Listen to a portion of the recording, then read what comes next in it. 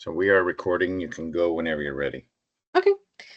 All right. Well, thank you guys for joining us for case reviews for November. Know that this is our holiday week, so try to make it informative but not too long. So this information is confidential and privileged. Make sure that you don't distribute it, copy it, or um, share it outside of your agencies. It's for educational purposes only. Now, I believe that we have a um, paramedic that is going to present this case.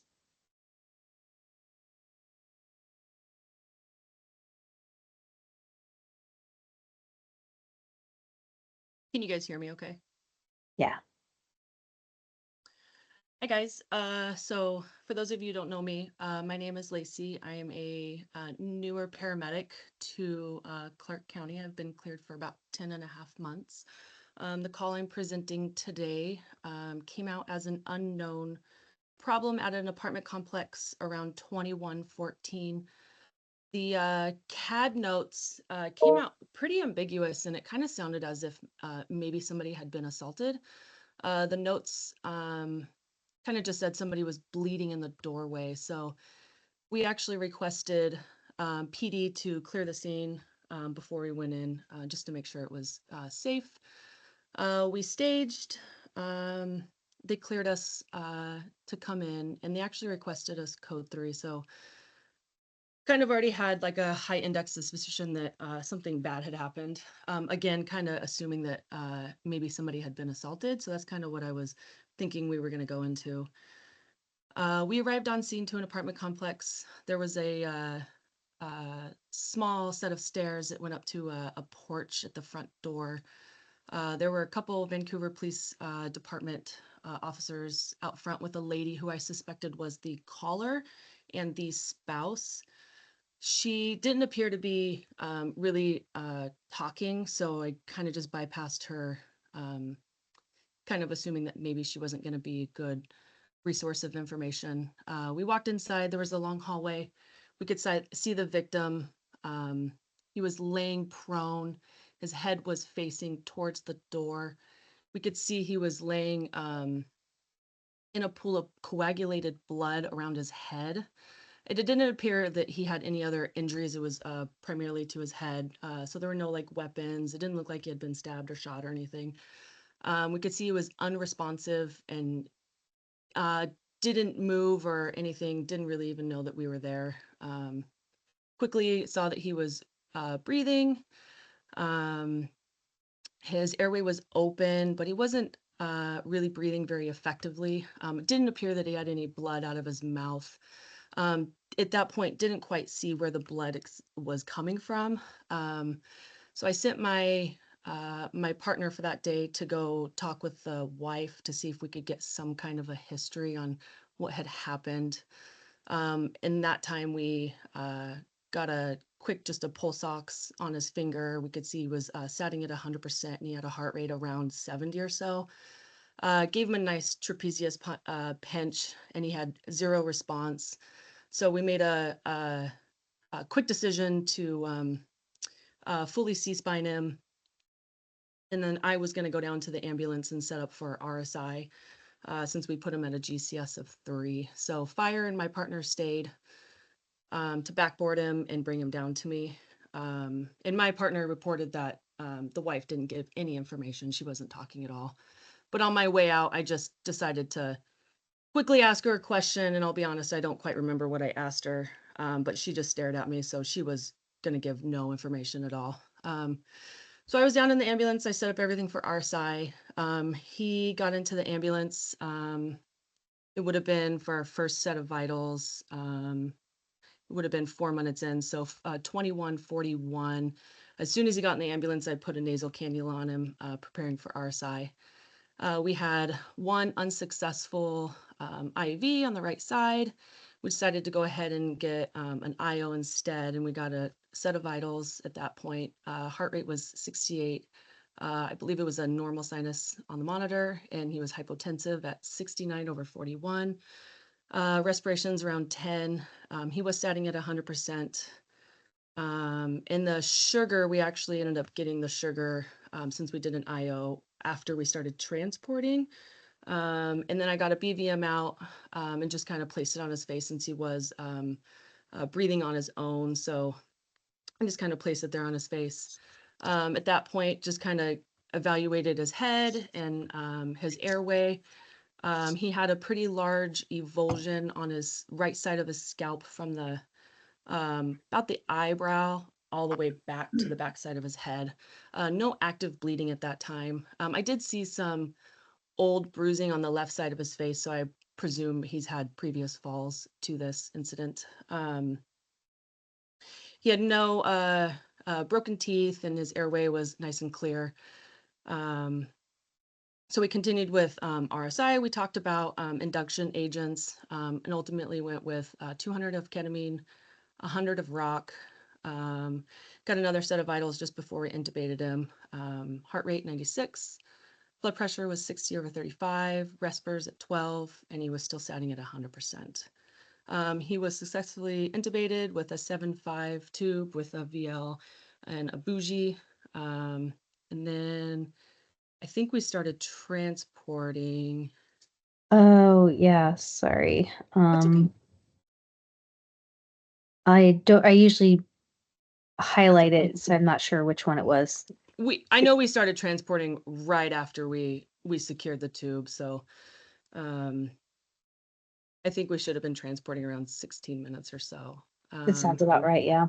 Yeah, so we just continued just bagging him, did a further patient assessment. He was very jaundiced, and his abdomen was very distended, and it was soft to the touch. And then before we RSI'd him, I did check his pupils as well, and both were unresponsive. He didn't have any other obvious signs of trauma besides just to that right side of the head. And his pressure did respond a little bit. Second set of vitals we have, or the next set of vitals we have is heart rate 88, blood pressure 95/64, respers at 10, 100%, and then his end tidal was 26. We just had the monitor running every 2 minutes since he was intubated. We gave a post RSI fentanyl. We gave 50 mics. I was worried about giving him a little bit too much just because he was quite hypotensive. Just continued. We attempted to get a blood sugar several times en route with a finger stick, and it kept giving us a reading of E0, which I believe is something to do with his hematocrit, or it's or like an erroneous reading. But we pulled the blood sugar out of the orange kit, and we tried that one as well, and that one didn't work either. It kept giving us a reading of E0. So we decided to kind of omit trying to get a sugar and just continue to assess the patient en route and just monitor him. We arrived at the hospital at 34 minutes, and then just before that, we gave another dose of 50 mics of fentanyl. Thank you. Do you happen to remember the volume of saline that he received by you guys? I looked at the chart last night, and I don't think that we ended up giving him any fluids, which we should have, but we ended up not giving any fluids. Okay. Yeah, I didn't have that on there, so I just wasn't sure if it needed to be represented. Yeah. Okay. Awesome. And then I'll just kind of present the Pulsera, and thank you so much, Lacey, for presenting that portion of it and giving the Yeah. perspective that we obviously can't glean from the narratives and the black and white copies of the chart. So Thank you. yeah, absolutely. So she notified the hospital, or was it you or fire, or don't remember? Yeah, I did the Pulsara. Okay. To notify the hospital of code red, or acuity red. I'm sorry, I forget what words go in front of red. Priority red. To notify the Peace Health Southwest that they were receiving this patient.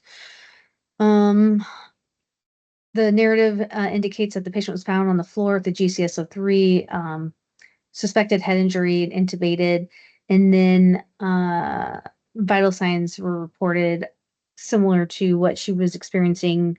A patient that strangely was not tachycardic but was hypotensive, respiratory rate of 16, and SpO2 of 100 with GCS of 3. So in reviewing this case, as you guys know, I review all RSI, DSI, and cardiac arrests that come to Peace Health, or at least I should be reviewing your cases. So in reviewing this, I thought that things that, that are worth mentioning may seem kind of run of the mill, but these are like things that are important and make a difference. So, spinal precautions, medical decision making, as she just mentioned, the decision to reduce the post sedation meds, the decision to move forward with intubation, supporting his airway, induction agent. She didn't use succinylcholine. She used rocuronium, especially given that we know that this patient has a significant chronic illness, at minimum of liver disease, and then success with first pass in use of video laryngoscopy and bougie. Areas for improvement. The only suggestion I had, and I think Lacey and I talked about this, was that using other people's glucometers to see if maybe you still continue to have any problems as you have more than one resource. And I think that it was just the matter of the complexity of the scene that didn't happen or did happen. Yeah, we tried both of the glucometers Okay, on the ambulance, and they both kept giving a reading of E0. gotcha. And then pre-induction resuscitation, as you guys remember, the patient was hypotensive. Ideally, we would not be giving induction meds until we have improved their pre-intubation vital signs. So not just the SpO2, but also supporting any hypotension. Um, so yeah, and then that this came in on the Pulsera as a QD red or priority red, not as a full trauma. And once the charge nurse had reviewed this, from the documentation, it was upgraded to a full trauma before they arrived. So um, appropriate notification that was assisted by the charge nurse, and then having appropriate reception of once her and her crew arrived. So the follow-up in the emergency room, the patient was found to be pretty hypothermic at 94.3, heart rate now 97, pretty hypotensive at 35 over 26, and ventilated around 21 times a minute. Initial sats were 96%, and shortly after his arrival, he went into cardiac arrest. He was given bicarb IV fluids, and he ended up getting ROSC shortly after. He was started on an epi drip. They upgraded him, I believe, beforehand, but nonetheless, he was upgraded to a full trauma. Uh, a central line was placed for resuscitation, and once he was stable enough to go to the CT scanner, they obtained a pan scan. So in his imaging, they found that he had bilateral subarachnoid hemorrhages, so this kind of white density on both sides. Neurosurgery was consulted, and their recommendations was to monitor him with neuro exams, repeat head CT, and they did not recommend any intervention given his cirrhotic cirrhosis diagnosis and history. He also had multiple rib fractures. The labs that he had were what to be expected with cirrhosis, so elevated liver enzymes, elevated bilirubin, as well as hypoalbuminemia, so reasons for him to develop ascites, and then his blood alcohol during that encounter was 507. By the time that he was ready to be accepted to the ICU, he was maxed out on 3 pressors, epi, norepi, and vasopressin.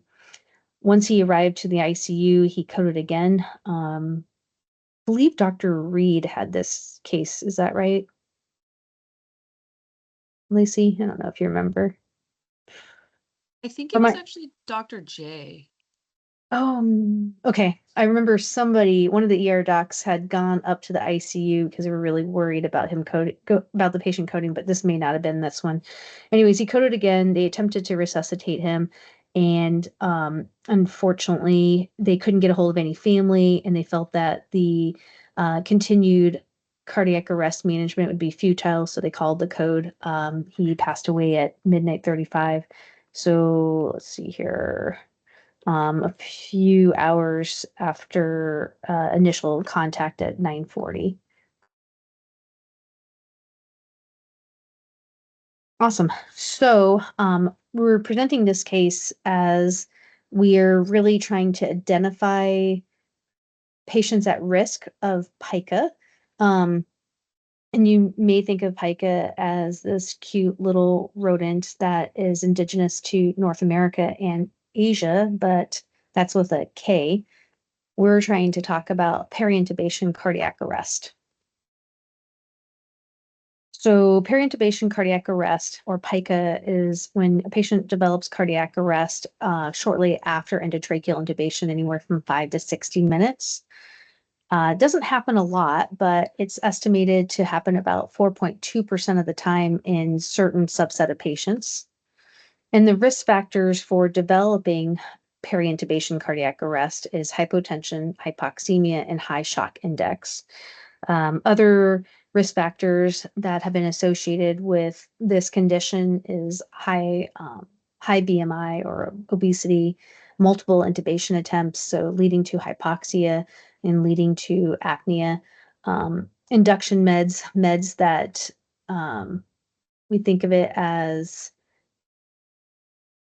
potentially exacerbates their state prior to induction. So those are patients that potentially have a catecholamine deficit, and we give them ketamine, further complicating their catecholamine deficit and leading to more instability.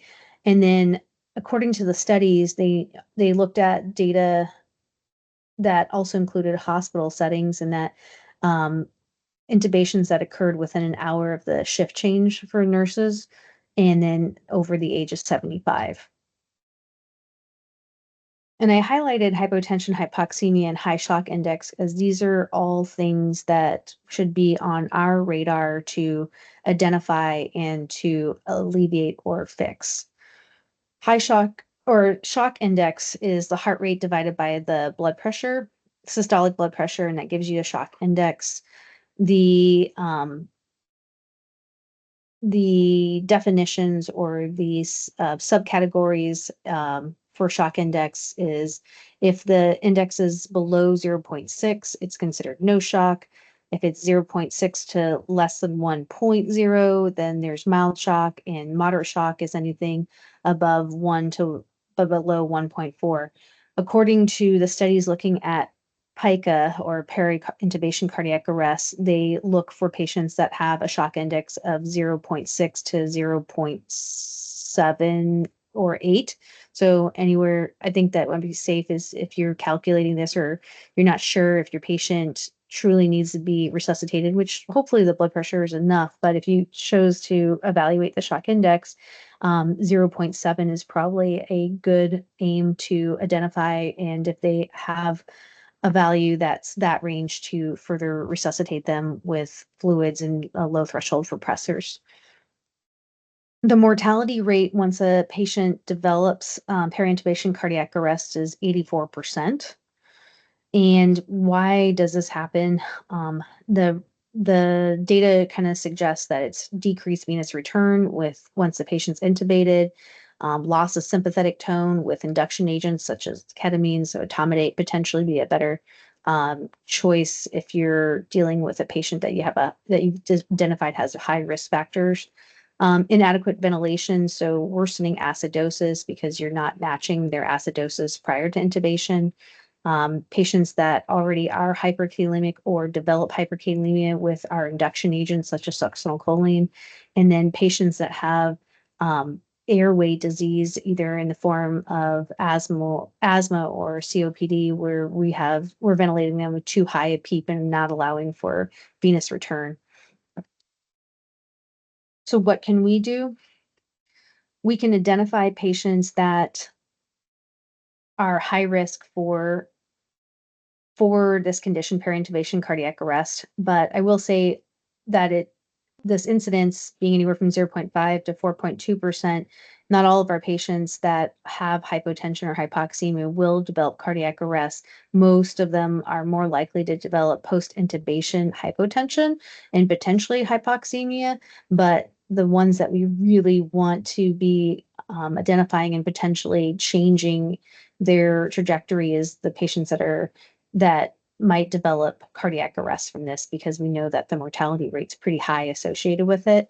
So identifying hypotension, hypoxemia, high shock index, and what can we do? We can resuscitate them. Hypotension, IV fluids with a low threshold to go ahead and initiate pressors. We should be pre-oxygenating all our patients, not just the ones that are below 94%, and identifying them as potentially having a high shock index. So as for our Southwest region protocol, kind of talk about this a lot, but the red criteria, so there's injury patterns and mental status changes. So looking through here briefly,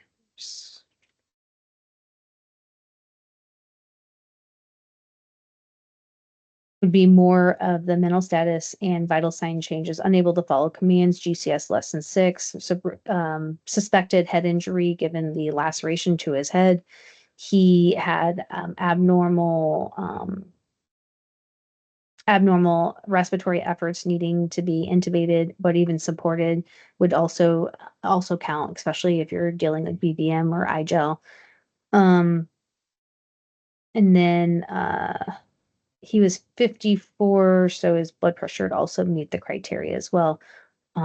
His heart rate was, I want to say, never higher than his systolic blood pressure, but we'll take a quick look.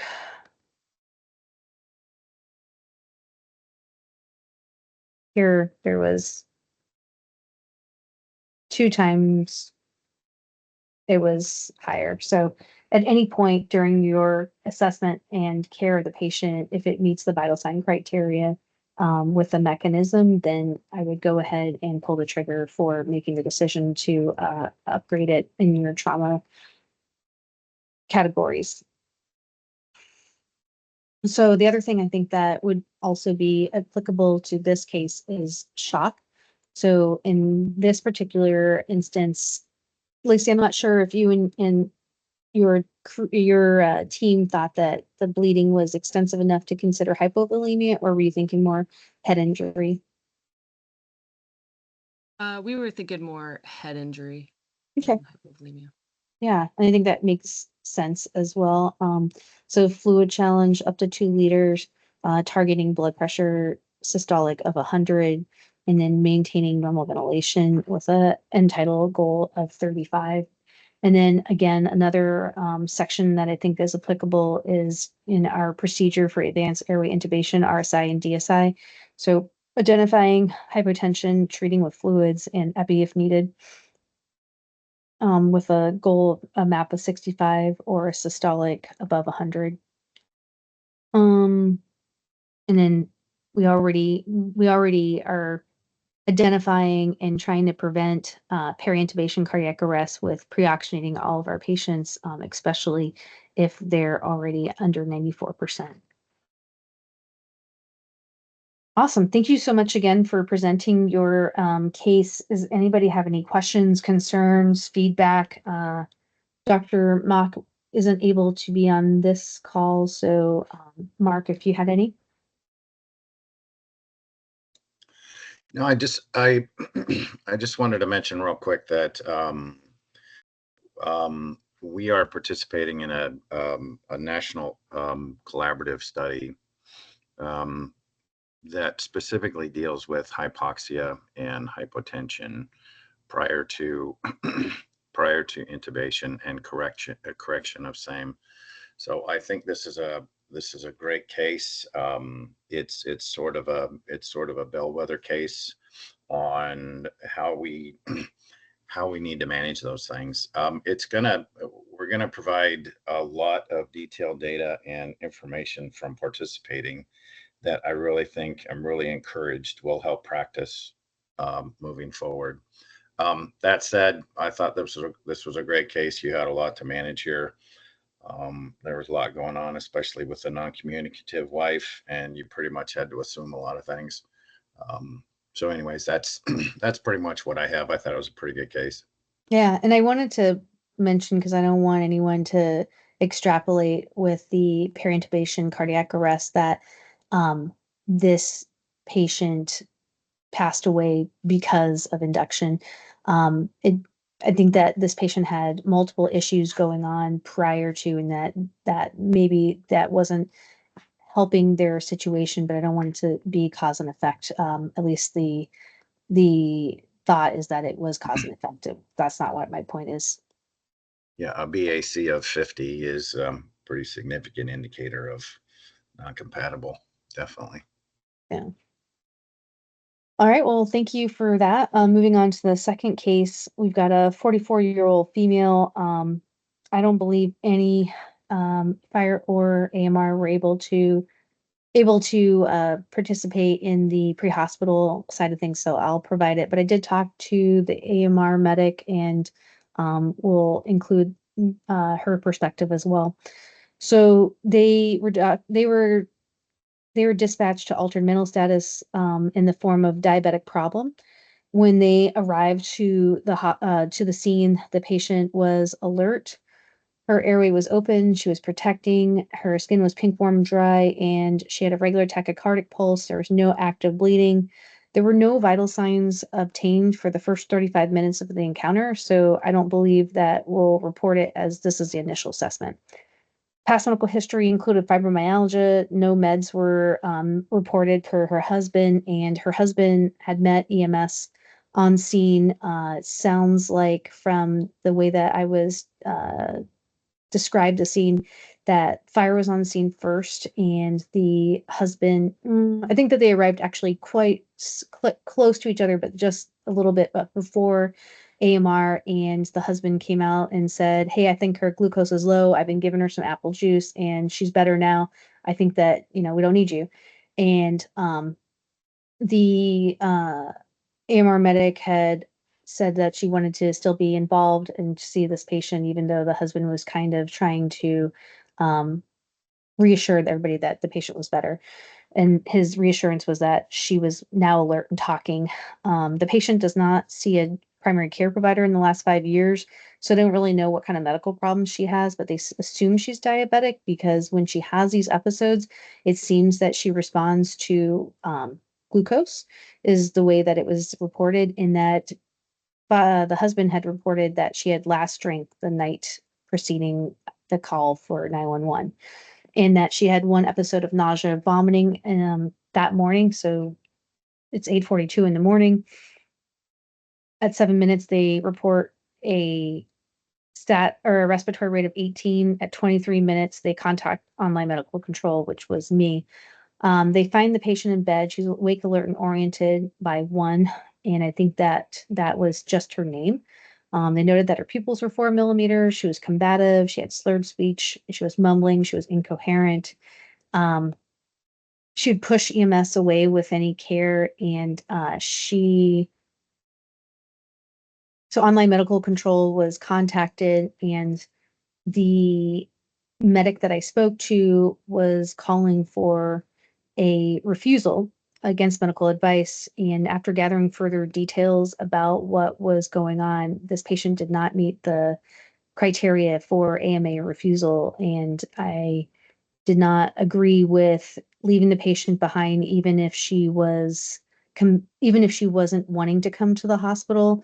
I talked to the crew and talked about the fact that the patient is acutely altered. This is not her baseline. Her husband's worried about her. She's not normal now, and she's still acting combative and aggressive, that she needs to be transported. And I had indicated that if they thought that it was alcohol related, as they had related to me that the patient had drank alcohol the night before, then we could do Versed to facilitate her transport. But if we thought that this was more primary psychiatric problem, then droperidol would probably be a better agent, potential plus minus Versed. Um, at 27 minutes, she was given IM droperidol. But prior to even the IM droperidol, the transporting agency documented that there were multiple attempts at de-escalation that included both verbal and facilitating the husband to be part of the de-escalation process that was unsuccessful. So that went to chemical sedation. Um, and actually, even after online medical control, one final attempt was made to try to get the patient to comply prior to droperidol administration. Um, in the flow chart, the agency had documented the next of kin's name and phone number. I think that's awesome to be able to have that in the chart. The only thing I would say is that if you have a provider that doesn't have access to ESO, so they won't be able to see that. So it'd be important to make sure you give that in your handoff as well.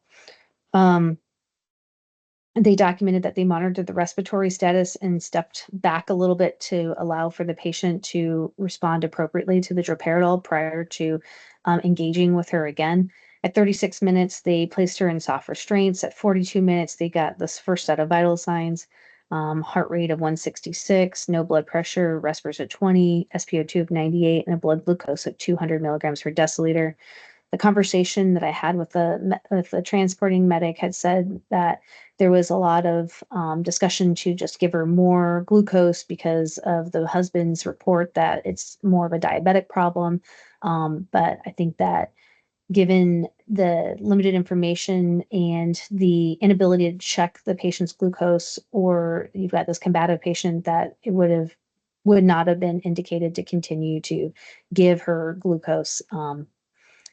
Especially if she actually was altered from hyperglycemia. And that's actually another point, is that a patient that doesn't take meds for their diabetes is more likely to actually be hyperglycemia.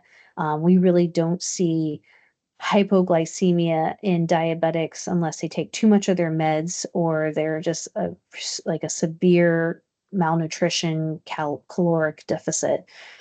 So the story of that she's probably diabetic with hypoglycemia and undiagnosed diabetes doesn't really match how type 2 diabetics present. And then at 46 minutes, they attain another set of vital signs. She remains tachycardic. She's hypertensive at 153 over 106, respirators at 24, and SATs of 97%.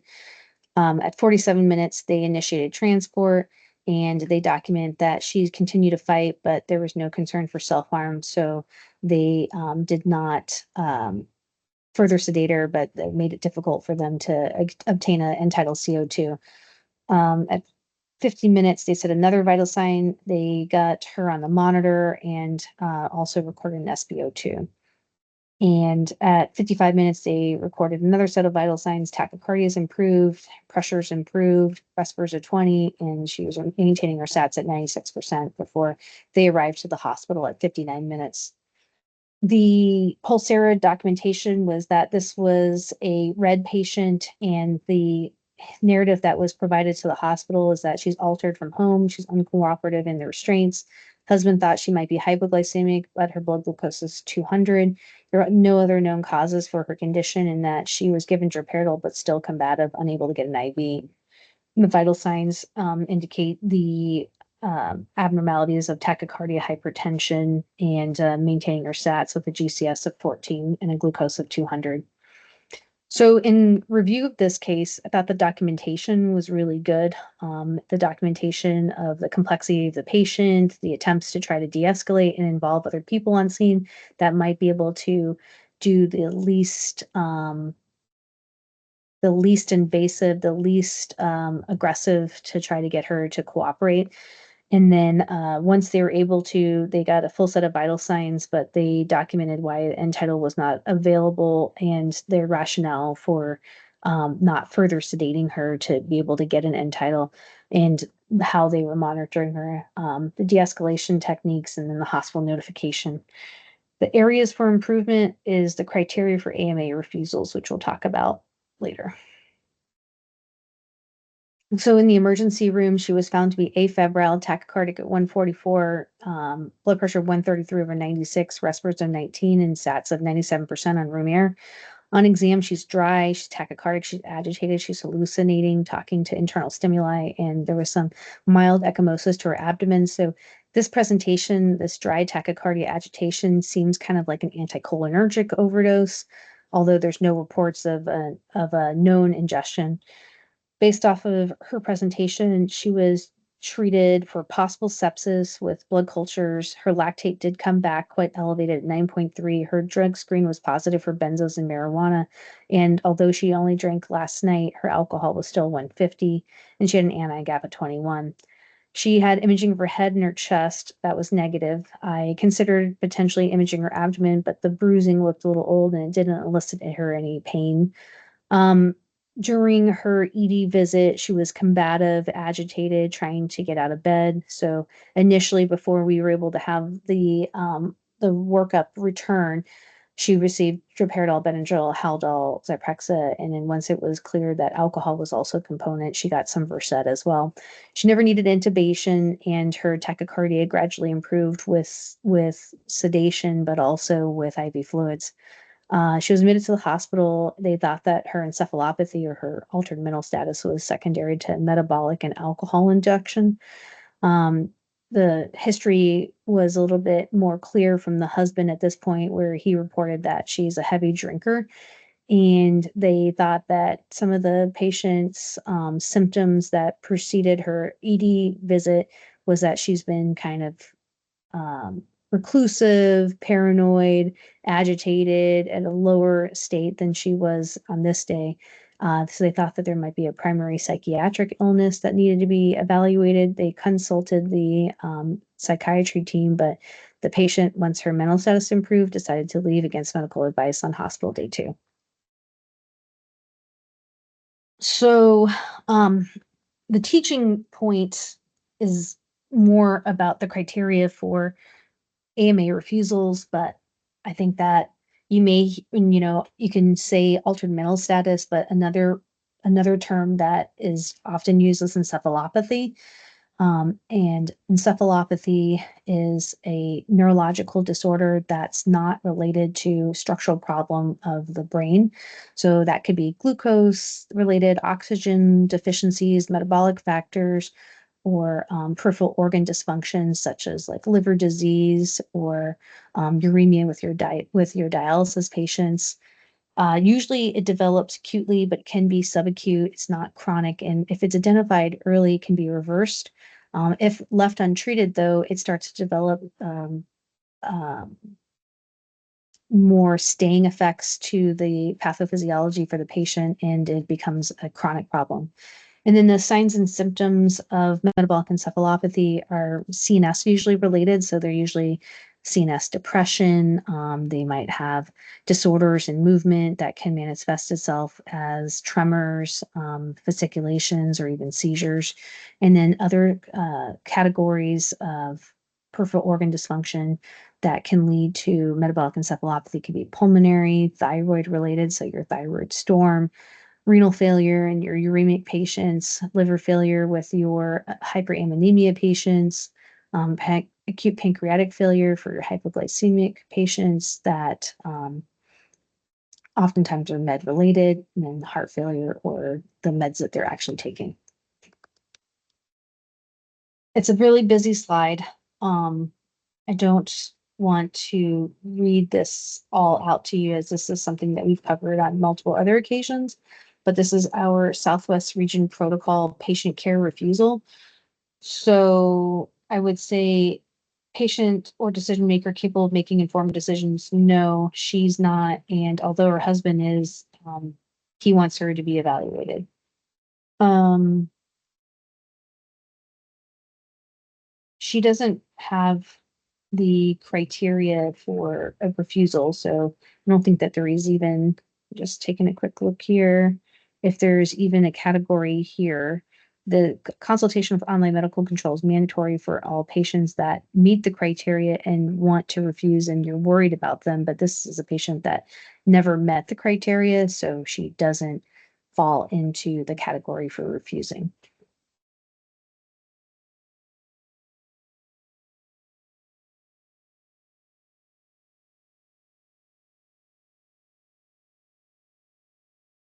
That's all I have for this case. Does anybody have any other aspects that they want to include or consider?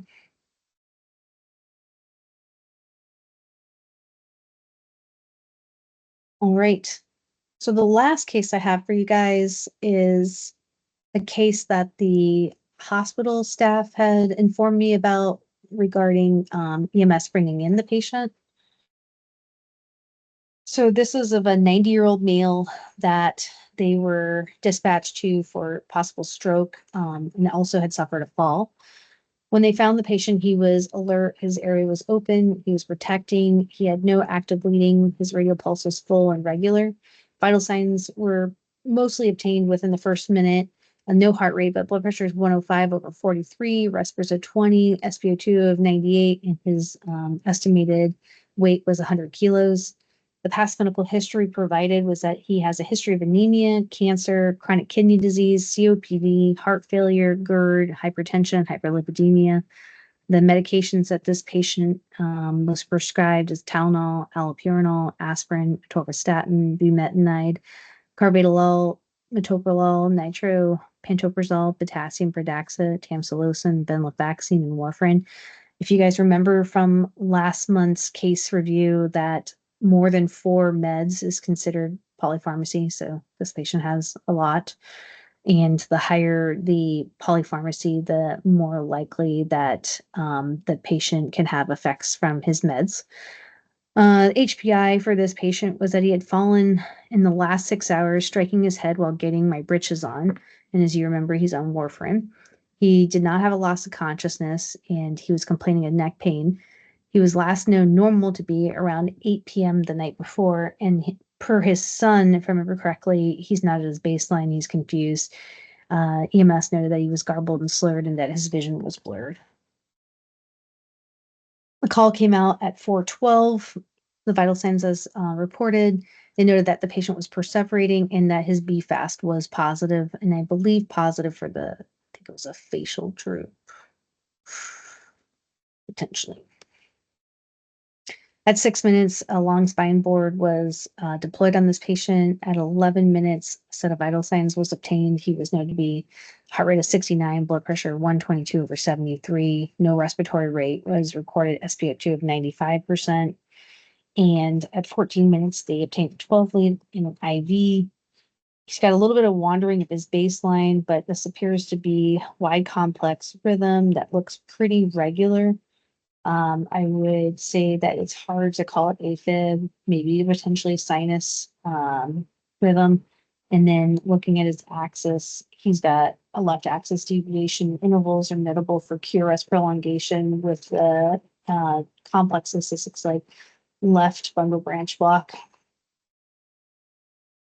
At 14 minutes or at 15 minutes, a blood glucose was checked and it was normal. At 16 minutes, they initiated transport and they decided to put him into the category of stroke alert as his BFAST was positive and his symptoms were less than 24 hours, although he also met the criteria for modified trauma. At 22 minutes, they obtained another set of vital signs, heart rate 65, blood pressure 129 over 67, and his SpO2 was 94%. At 29 minutes, they rechecked his vital signs, a little bradycardic, a little hypotensive at 97 over 61, SpO2 of 92%, and 12 lead was obtained. This 12 lead has less baseline wander, but it also still has some artifact in here. So this looks wide complex, regular, still a, yeah. And at 32 minutes, they arrived to the hospital. They triaged him as red. The chief complaint they have is unwitnessed fall from standing within 6 hours, found on the floor by his son. Speech was garbled. He was not at his baseline, full code with a history of heart failure, MI, and 5 stents. They went ahead in the BFAST. They included that as abnormal for eyes and abnormal for speech. And then they included the vital signs in the Pulsera. So in reviewing this case, really felt that EMS did a really good job of a very complex patient that had multiple potential differential diagnoses that were competing and potentially all going on at the same time. So early vital signs, spinal precautions, obtained a pertinent history, serial 12 leads, criteria for stroke and trauma, BFAST and LAMS were performed and documented, Pulsera notification and documentation in general. As for areas for improvement, I don't really have any. I think that this was a really well managed case. In the emergency room, he was found to be quite hypothermic at 32.9 rectally. And given his altered mental status, his hypothermia, and his hypoxia, they were concerned that he had potentially an infectious process such as like pneumonia. He was treated as possible sepsis alert, and he also underwent warming through a use of a bear hugger.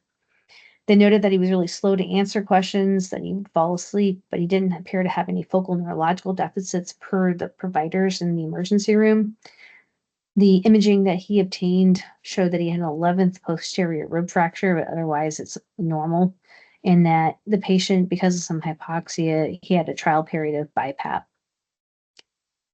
So he was admitted for 2 days before his mental status and his neuro exam returned to normal, and his workup was unremarkable. So kind of crazy how this patient had three major differentials, and despite evaluation and management of all three, everything came back negative. CT's negative, imaging's negative, EKG's negative, blood cultures are negative, labs are negative, and it kind of lets you think about the complexity of our patients, especially as they get older, that we oftentimes talk about these patients as that their sensation and their perspective of what's going on is difficult or hard to identify, and that they can potentially minimize their issues by even trying to protect their autonomy by trying to avoid leaving their own homes.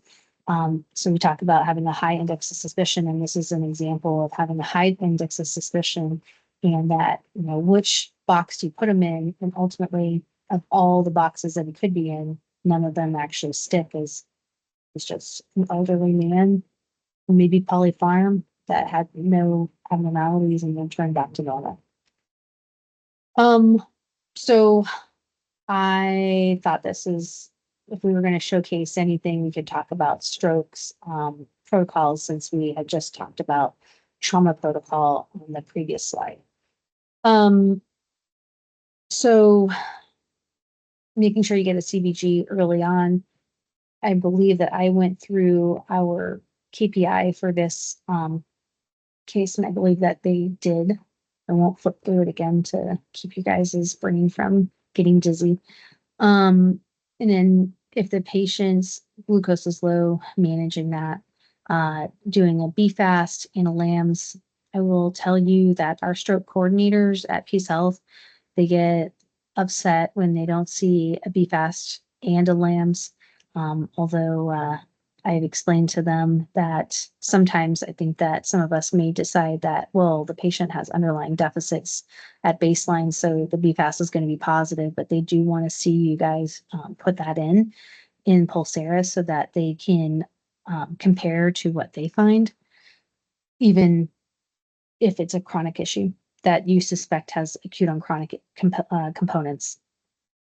And then if the patient is suspected to have an intracranial bleed, you're going to be aiming for end-tidal 35, titrate the oxygen to be around 94 to 98%, reassure the patient, and you should go acuity red for anybody that has a positive EFAST with less than 24 hours of symptoms. That's including TIAs, even if the receiving hospital gives you grief. As these patients can have a reoccurrence of their impaired blood flow, and we don't want to be minimizing their experience, but also the access to care to reverse this.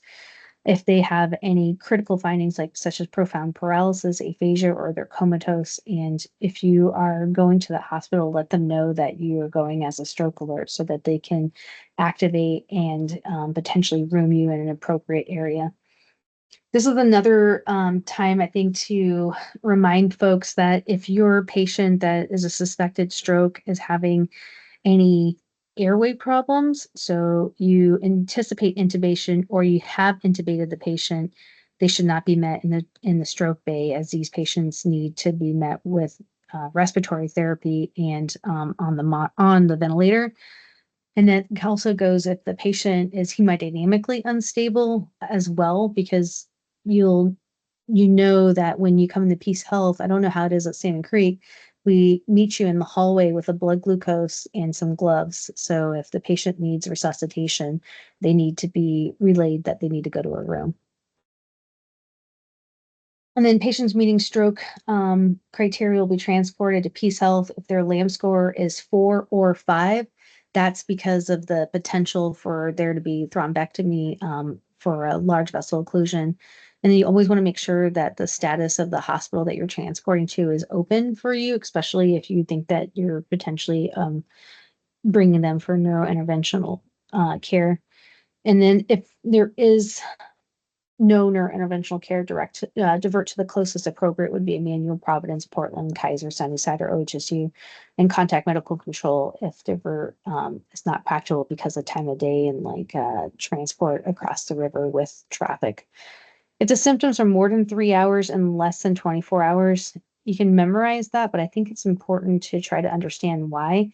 And if it's more than 3 hours, the belief is that they do not meet thrombolytics. They don't meet thrombolytic criteria, which is 4 hours, to be given under 4 hours. And if they're already over 3 hours, the odds of them getting to transport to the hospital and getting the thrombolytics is probably not very likely to happen with under 4 hours. Sometimes it does. So I think that's probably more of the way that you can memorize that, is that if they don't meet thrombolytic criteria, they may meet thrombolectomy criteria. Any patient that has a suspected intracranial hemorrhage, that's because we have neurosurgery on call 24/7 at our hospital, and then signs of profound paralysis, aphasia, or comatose. Closest stroke center, if the symptoms are 3 hours or less, or the above criteria is not met, and then TI patients with resolving symptoms should go to a stroke center. Ensure a family or caregiver is available to stroke team by phone or in person at the hospital. Another plug to please document next to kin or the decision maker for these patients, not only their name, but also their phone number, as these patients or these individuals tell you guys that they're coming right away and we'll be waiting for them to potentially show up. They don't answer their phone and they're waiting a couple hours to see what we found to determine what they need, and they're like, well, usually they don't do anything and they have no intention of being there in a timely manner. And these are patients where time is really important. So make sure that you obtain that information. Our stroke coordinators would love if you entered it into Pulsera, which we ask that you try to, but ultimately that the team that is resuscitating that patient has access to that information. Any questions, concerns about case 3?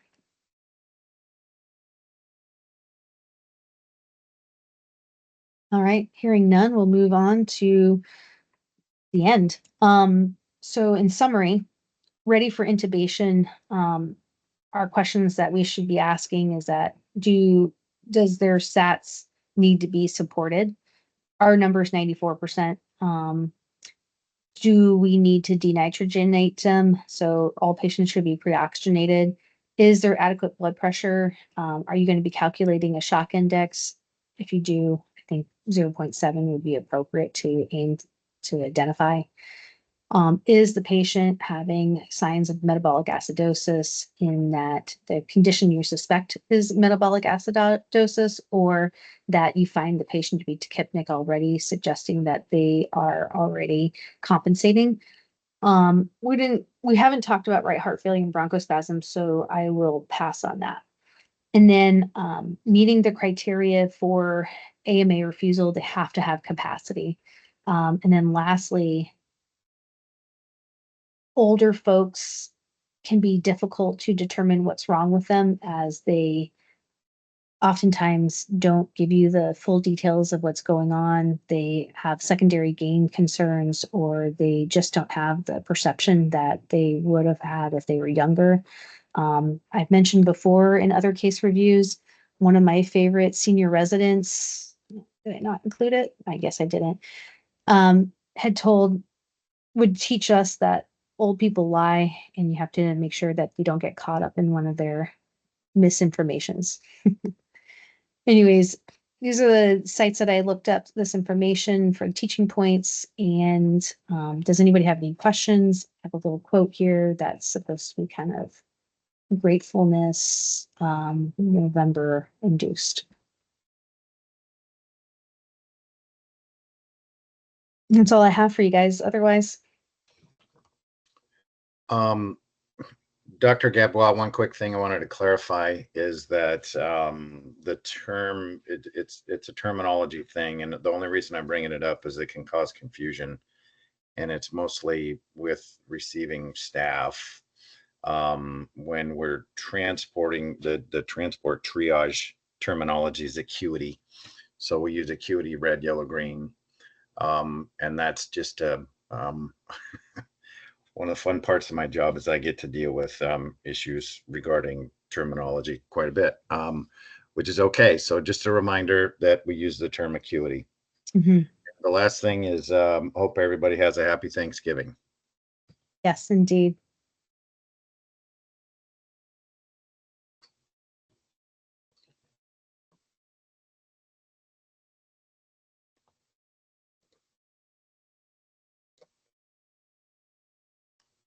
All right. I will sign off. Thank you guys. Thanks.